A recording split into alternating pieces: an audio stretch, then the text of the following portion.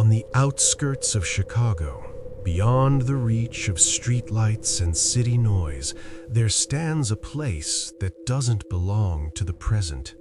Hidden behind a wall of dead trees and permanent fog is St. Villa Church. No official records explain why it was abandoned, no locals go near it, and those who accidentally do rarely speak about what they saw. The story begins in 1893. Back then, St. Villa Church was known for something unusual, not its prayers, but its confessions.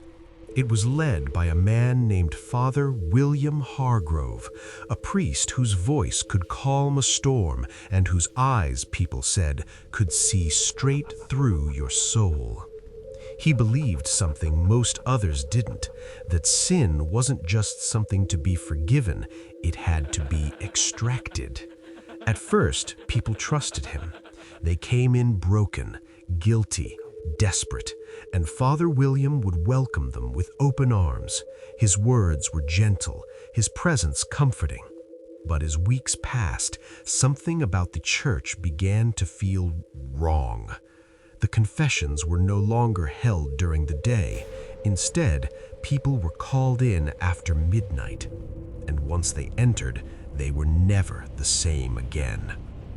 Some came back pale, silent, their eyes hollow, as if something inside them had been removed. Others didn't come back at all. Rumors began to spread. People whispered that beneath the church there was a hidden chamber, a place not built for prayer, but for punishment. They said Father William didn't just listen to sins, he made people relive them. Locked rooms, chains, screams that echoed through the walls but never reached outside. One night, a young woman named Eleanor entered the church to confess. She never came back. But the next morning, her voice was heard inside the church, calling out, crying, begging. From that day on, everything changed. The townspeople gathered, fear turning into anger. They forced their way into the church, but what they found inside wasn't a place of God. It was something else entirely. The altar was covered in symbols no one could understand. The walls were scratched with desperate messages.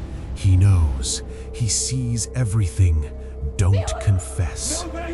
And beneath it, they found the entrance, a narrow staircase leading into darkness. When they went down, the air grew colder. The smell of iron filled their lungs, and at the bottom, they found the chamber. Chains hanging from the ceiling, bloodstains that never dried, and in the center, Father William, kneeling, smiling, as if he had been waiting. That night, the church burned. The people dragged Father William out, screaming curses. But even as flames consumed the building, he kept laughing. His final words were never officially recorded, but one witness claimed he said, "You can destroy the church, but not what listens inside it." After that, the place was abandoned, but the fire didn't cleanse it. It sealed something in.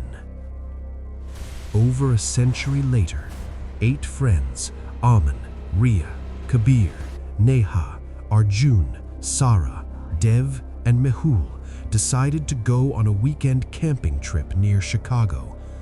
It was supposed to be simple: bonfire, music, laughter, a break from reality. That first night felt perfect, until the wind changed. It started with a strange silence. The forest, once alive with sound, went completely still. No insects, no leaves, just nothing.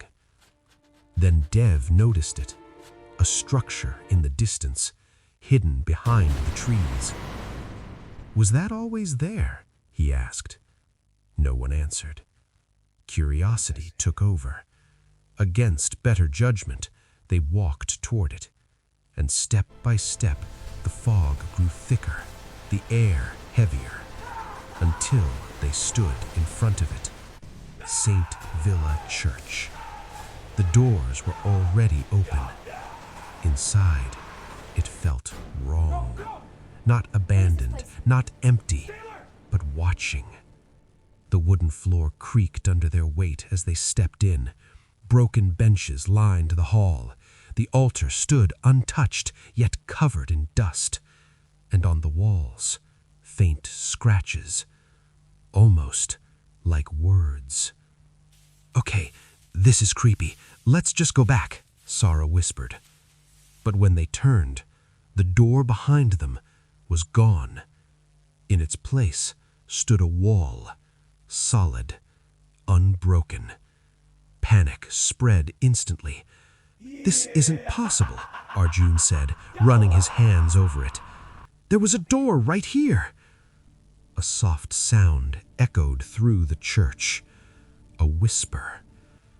"Confess." Kabir, stop, it's too dangerous. Everyone froze. I'm sorry. "Did you hear that?" Kabir, please, Ria don't do that. asked, her voice trembling. The whisper came again, closer this time. "Confess." And then the church shifted. The hallway stretched longer than it should. Shadows moved where nothing existed, and from somewhere deep below, a faint sound. Kabir, no. Chains dragging. That's when the first one disappeared. Mehul. 1 second he was there, the next gone. No scream, no sound, just gone. "Mehul?" Dev called out. Silence. Then suddenly, a voice echoed through the church. Mehul's voice, crying, begging. "Please, I didn't mean to. I didn't mean to."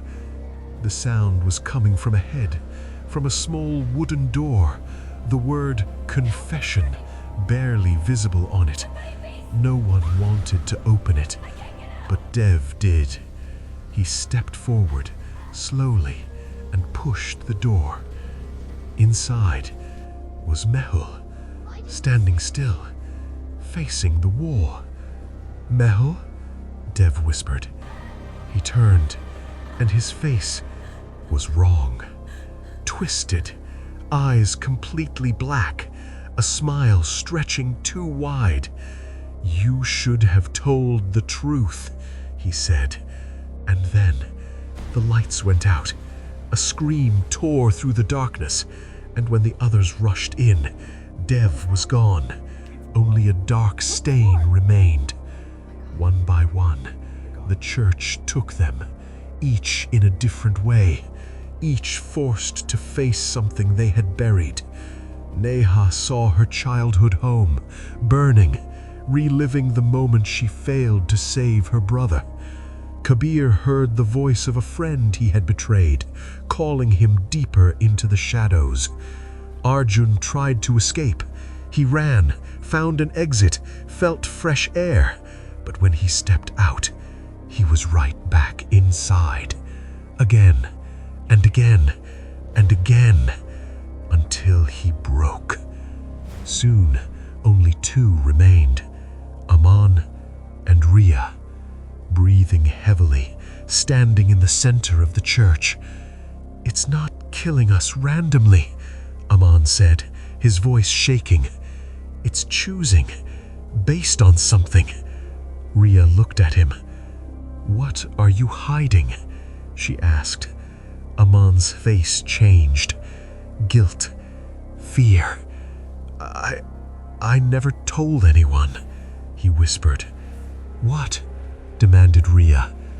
"That night, the accident, it wasn't just a mistake." What did you do? The church What went did you do? silent, completely, as if listening. "I saw him fall, and I walked away," Amans continued, tears forming. "You left him to die?" Ria imagined. I was scared. The ground beneath them trembled, the altar cracked, and from beneath it, the floor opened, revealing the staircase, the same one from 1893. They had reached the truth. Together, they walked down, each step colder than the last, until they reached the bottom. The chamber, still there, unchanged, and in the center, a figure, kneeling. Slowly, it raised its head, a familiar smile. Father William, you finally understand, he said softly. This place doesn't punish, it reveals. Rhea grabbed Emmon's hand. We're leaving, she said, but Father William only smiled wider. No one leaves until the truth is complete. The chains around the room began to move. The shadows twisted, and the whisper became a scream. Confess! In the end, only two walked out of St. Village Church. At sunrise, Ammon and Rhea, silent, shaking, alive, or so it seemed, because later that day, authorities found their campsite. 8 tents, 8 bags, everything untouched, except there were no footprints leading away. And inside the church, if you listen carefully, you can still hear 2 voices arguing, crying, confessing over and over again. And ever since that day, locals say the church doesn't wait anymore. It calls, not with sound, but with silence, not with force, but with your own guilt. Because St. Village Church doesn't hunt people, it chooses them. And maybe, just maybe, if you ever find yourself standing in front of an old broken door in the middle of nowhere, already slightly open, don't walk in. Because the moment you step inside, it won't ask who you are. It will ask what you've done. It wasn't my fault. And trust me, it already knows the answer.